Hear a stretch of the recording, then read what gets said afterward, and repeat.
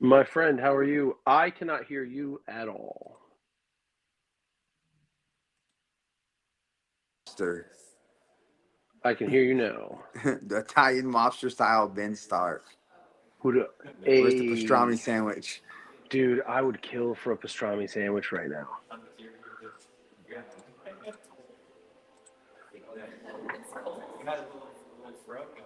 Ramsey, I can't hear you.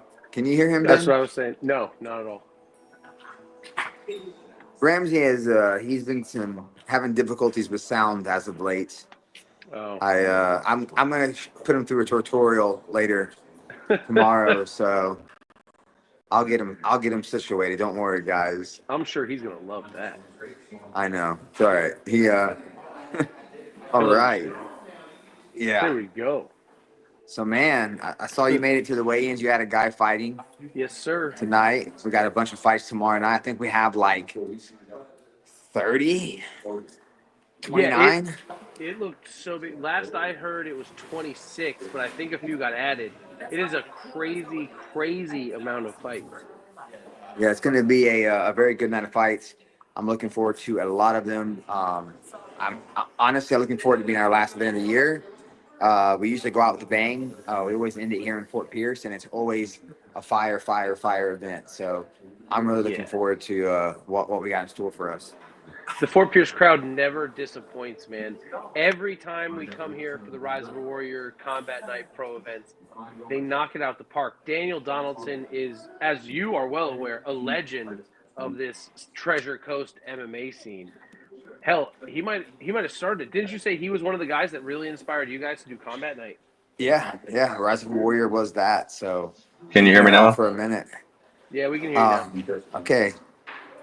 Cellular sales guy.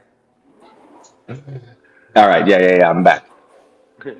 I can kind of hear myself since you're just sitting over there. Nah, it's because you're echoing. Your volume is up. I think I can because I can. It's like I can hear you pretty loud. Unbelievable. But you guys both sound lovely to me. There we go. Let me turn my mic volume down some. You just got such a manly voice, man, Ramsey. Just booming through the whole house. It's So true, actually. I can actually hear myself now too. It's such a low register.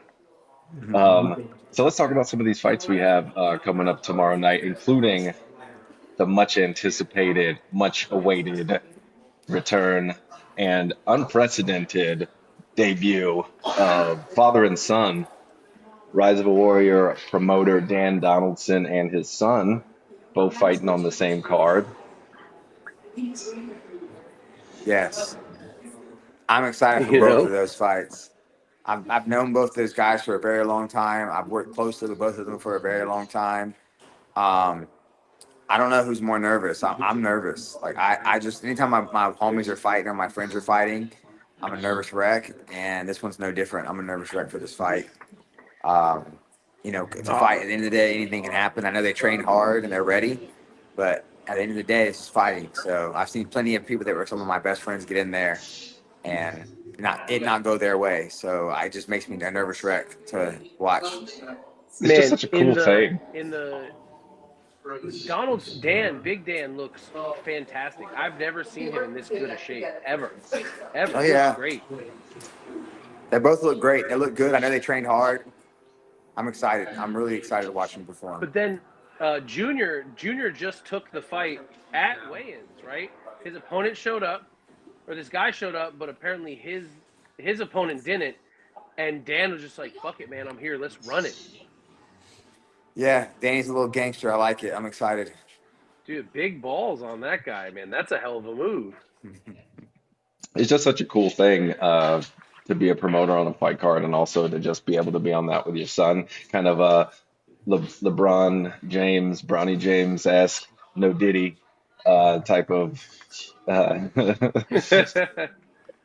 type of situation. So I just think that aspect of it is super cool for father and son to be putting on a show like that. It should be a lot of fun. I mean, Yeah, first no, and for foremost, sure. We who's also, LeBron James? Right? He ain't no especially Daniel when Donaldson. you're talking to Daniel Donaldson. We also have three brothers fighting tomorrow. That's pretty cool. Yeah, And that's another look cool. I didn't realize. I thought maybe they were cousins, something. And by the third one, I was like, I gotta ask. Brothers, who is it? the Cruz brothers. Hmm. I believe it was We've had two Mikey of them Cruz, fight before, right? Cameron Cruz, and was it Yari Cruz? That's crazy. Yeah, I'm looking at Yariel. Just over here going off memory, Very. Dude, I'm looking at this card right now. It's stacked. It's so deep. Like the first fight of the night is Malik Rowlett and Christian Pugh. Christian Pugh's got 18 fights. Yeah. And he's the opener. That's got to tell you how deep this really runs this weekend.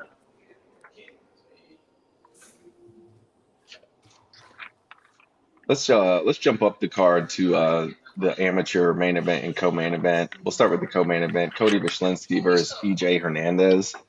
Cody Vishlinsky is a firecracker, and EJ Hernandez, perhaps his last fight was, at least his last fight was with July. Bashmir, Yep, in July.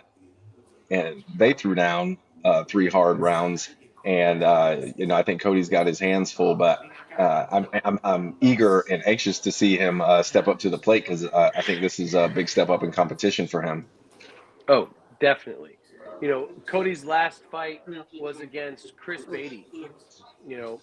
He absolutely demolished him. Cody does carry crazy power in his hands. But when we're talking about striking, EJ Hernandez is sharp and fast.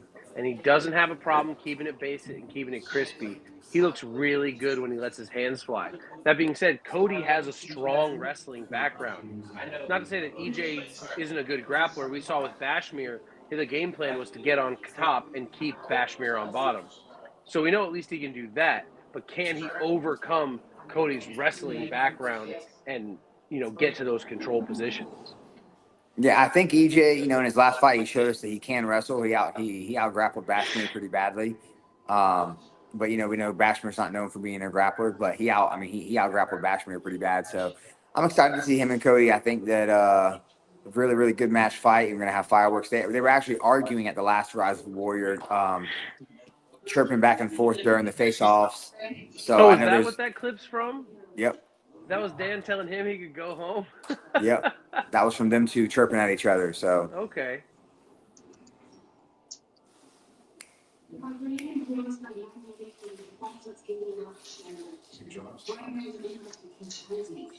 And the main event, Corey Slater and Alex Cunningham for the welterweight title. Oh, I didn't even mention that co-main event is a featherweight title, Rise of Warriors featherweight title.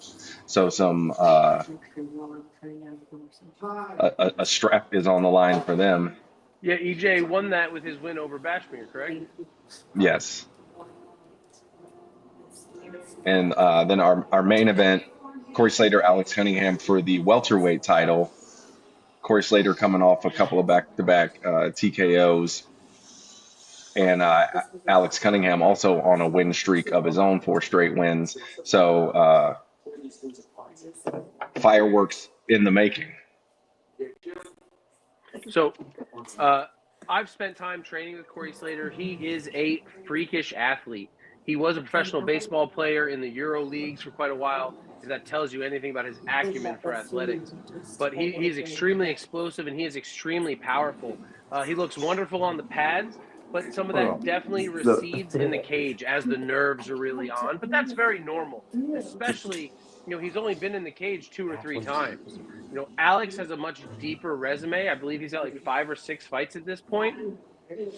But Alex was also an NCAA athlete, if I remember correctly. He was a basketball player. That also lets you know that he is quite tall and quite rangy.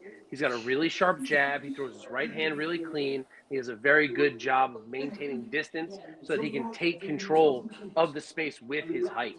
So if Corey can get inside to that shorter man's distance where he can really take advantage of his power, he can do huge damage.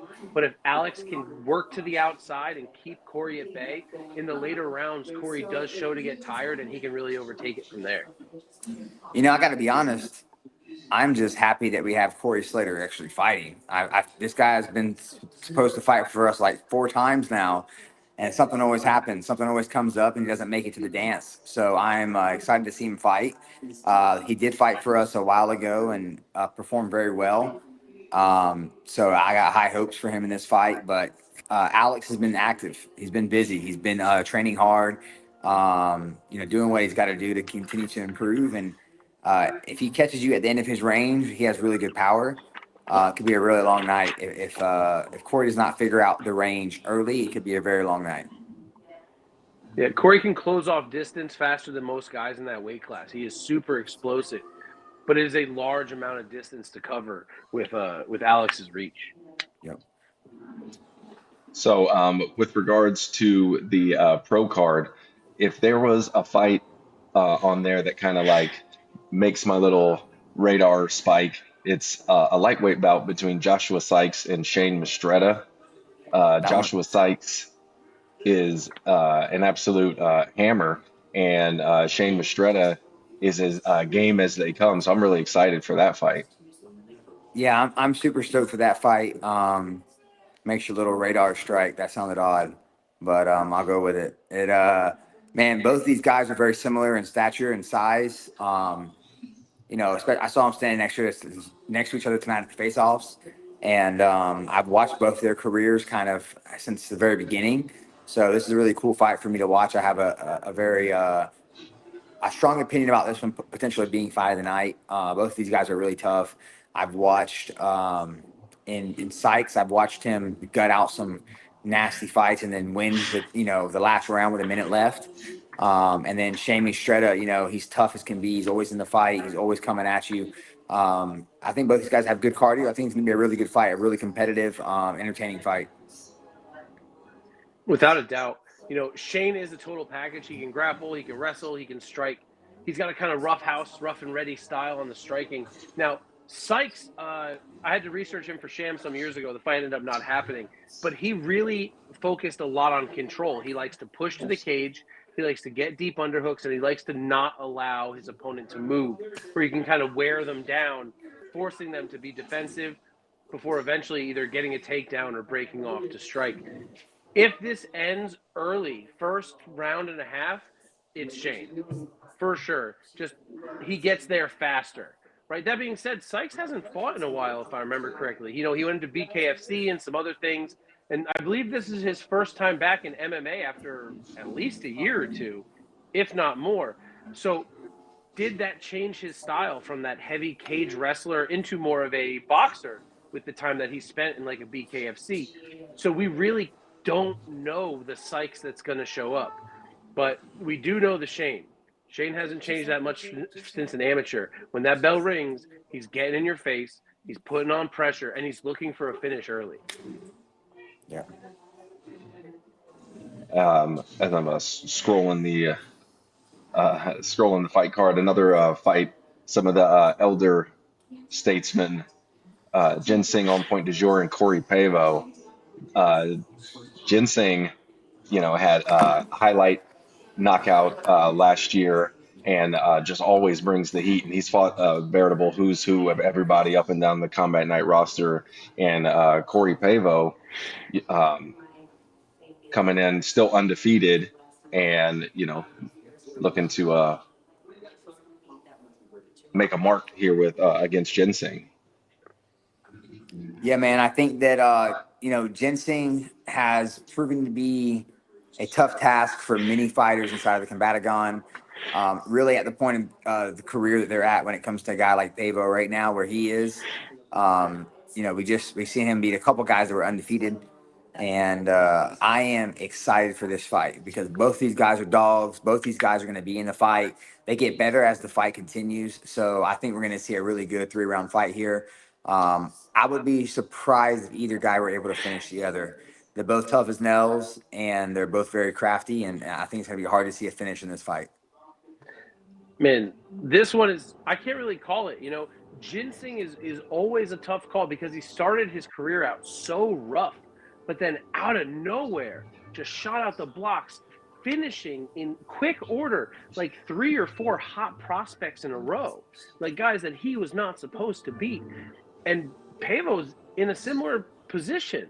He might be putting his name on that list. This is a dangerous fight. Singh might be in his 40s, but that man is freakishly athletic and very well put together. I do believe Singh is the more explosive of the two, but I think Pavo has a more complete grappling game.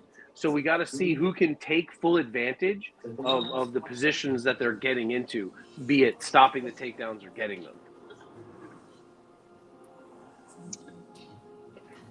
Another exciting matchup is our co-main event on the pro card: Isaiah Boyd and Derek Babcock. Derek Babcock coming in undefeated. What do you guys think about that one? Man, I think that Babcock is good, man. He has really shown it time and time again. Isaiah Boyd recently is coming on. He won a fight with us, one of his last amateur fights. He's now 1-1 as a pro. He's very athletic and he's very confident. Man was super confident from the time we got offered him the fight until even today at the face-offs. He's looking like he can beat. In his head, he's gonna whoop Derek, and Derek in his head is gonna whoop him. So I think it's gonna be a really good fight, man. And I think it's gonna come down to they're both gonna come out swinging in that first round. I think both these guys are pretty fast starters. Expect a barn burner right off the gate. Man, Babcock is a killer. Again, a guy that I've trained in the past. Seriously, that boy is intense. When he used to come around when he was 18 and 19, I would do my best to keep him away from the more new individuals because he was just rough. He's matured a lot. Last time we've had him in the gym, he was dramatically, heavily more technical, much more control, which means he got control of some of that emotion that would have him so exploding in the fights that he would get tired later on. It seems last I saw him that he has really managed that out. So I expect Babcock to be able to be mean as hell for all 3 rounds if necessary. I don't know too much about Boyd, but he's 1-1 coming into this. So he's already on the short end of the experience stick.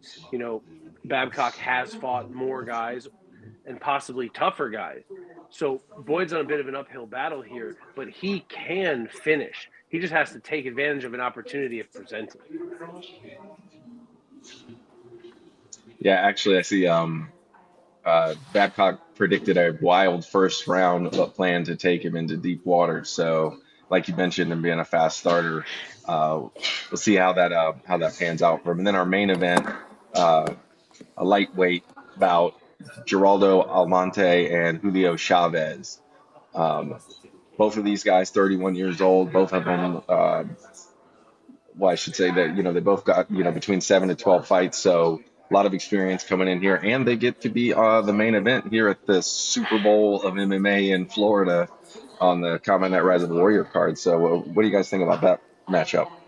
I tell you what, and I'm not saying this because I really like both of these guys. And Julio recently started training over at Fusion Excel, where Babcock is at as well. So I get to see these guys a lot in the gym. I get to see their work ethic.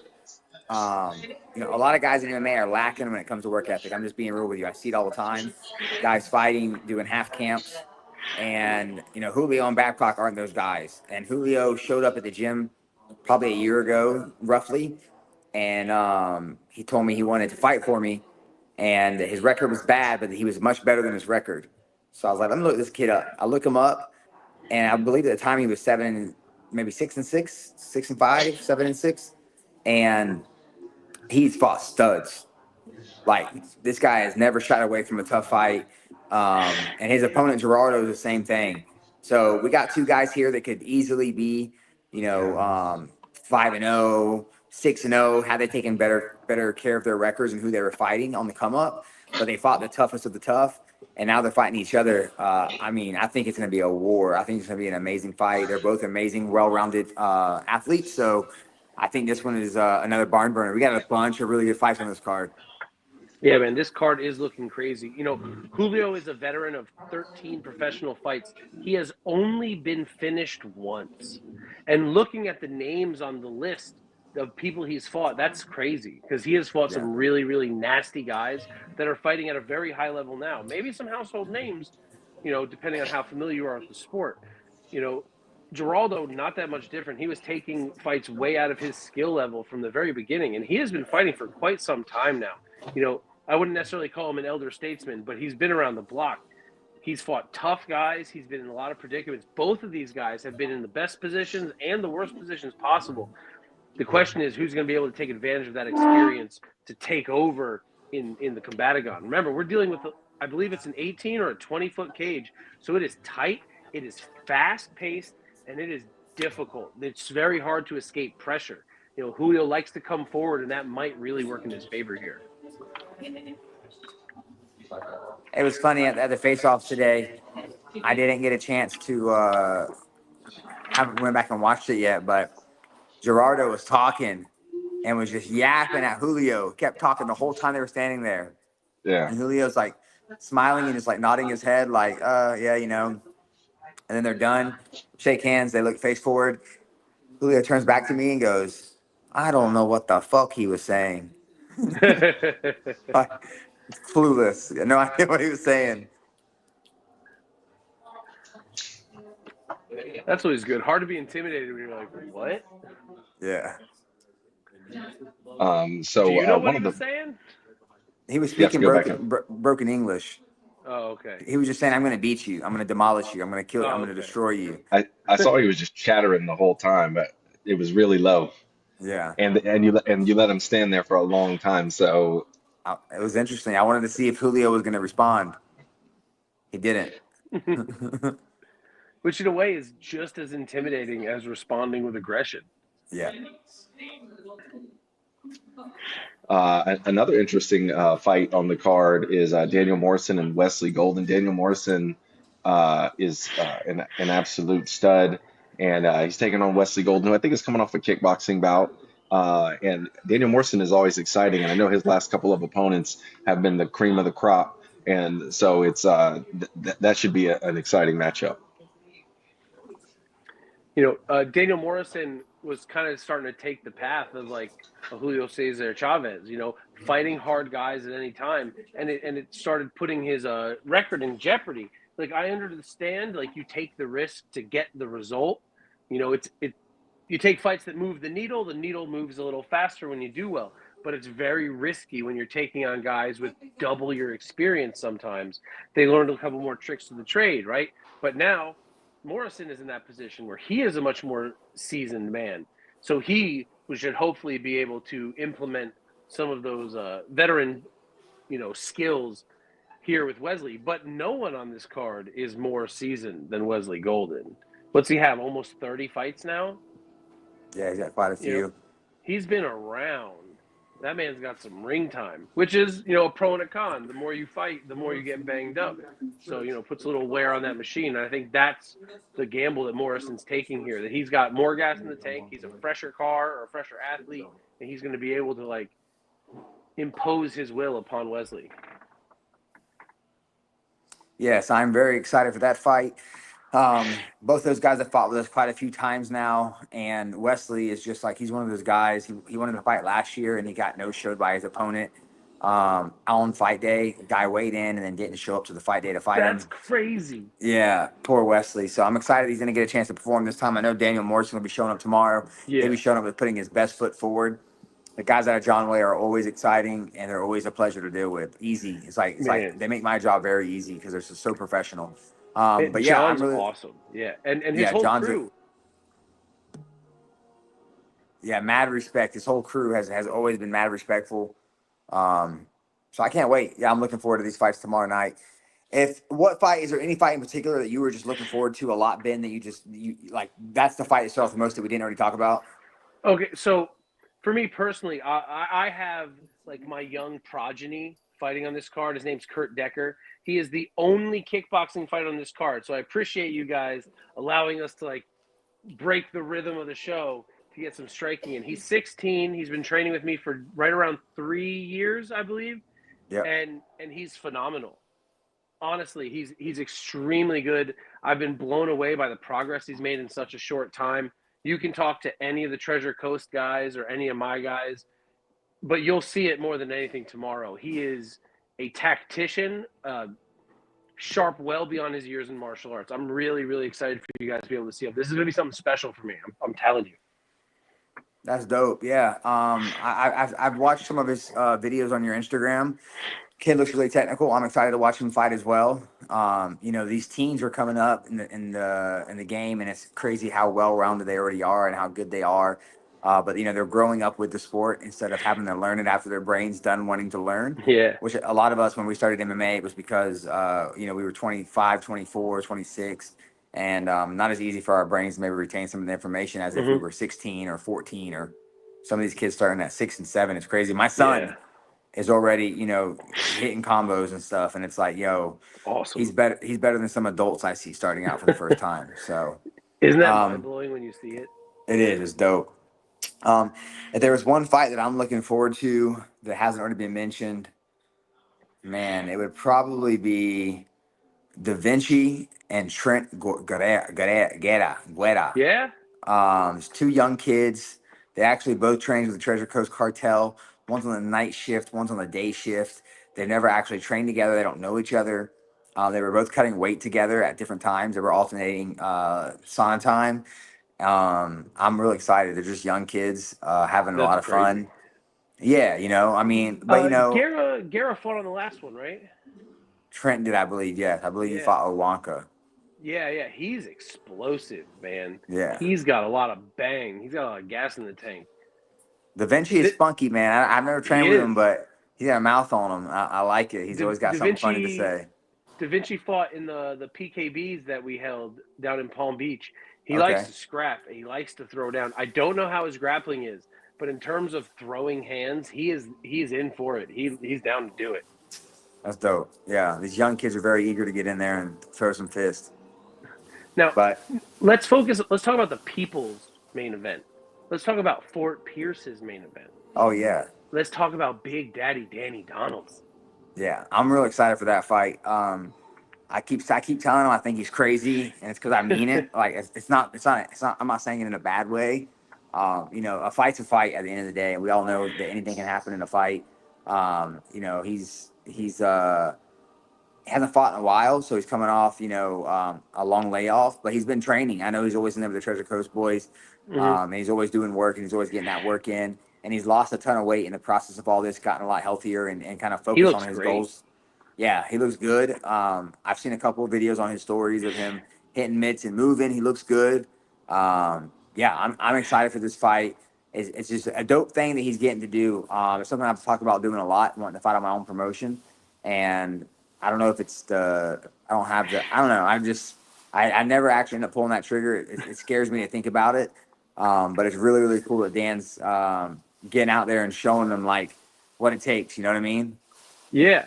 I mean, let's not say you don't have it in you. If I remember correctly, you flew over to 1FC to corner someone and ended up taking a fight at weigh-ins, right? Yeah, but that's way different than fighting in your own promotion. Man, yeah, it's just different. Like I would fight in anyone else's backyard any day. Like it doesn't bother me at all. Taking a fight on 24 hours notice. To me, it was like it's what you're supposed to do. If you're a real fighter and if someone offers you to make some money and fight, it's like, yeah, I got my mouthpiece. Let's run it. But to fight in your own promotion, it takes a lot of not just balls, but nerves. Because you're dealing with putting the show together as well. I know how anxiety ridden it is to just be in a fight camp and to just put an event together.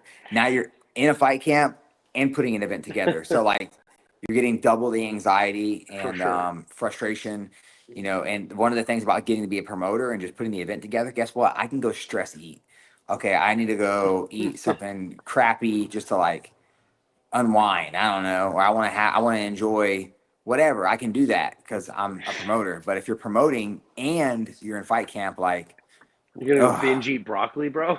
I know. It's like it's a lot. It's just a lot. So For sure. I'm really dope. And then to be doing it with his son. We mentioned it earlier. That's cool. Danny Donaldson fighting with him. It's gonna be that's just nuts to get to do. You know what I mean? Like to be able to compete on a card with your son is cool in itself, but it's an actual fight. Like you're actually fighting on a card with your son. It's dope. It's just really dope. I'm excited to see it. It's gonna be crazy. Like It blows my mind. Donaldson's older than me. I'm 42. He offered me a spot on this card, and I was like, "What?" I look at my beard, man. I am gray. Like I'm past all that. I am an old man, but here he is. Look at him, the sexiest man in Fort Pierce. You see how well Yes, shaped that sir. beard is? He's Ready in to it to pull win it. up. Bro, Black Air Forces, the kids say that's a sign.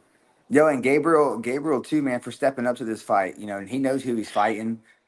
He's fought a couple times now for Rise of a Warrior. He's a pleasure to work with, man. That kid is so great to work with. Team Dragon, all those guys. I've never had a bad experience with a kid from the area of Okeechobee, Fort Pierce, Port St. Lucie.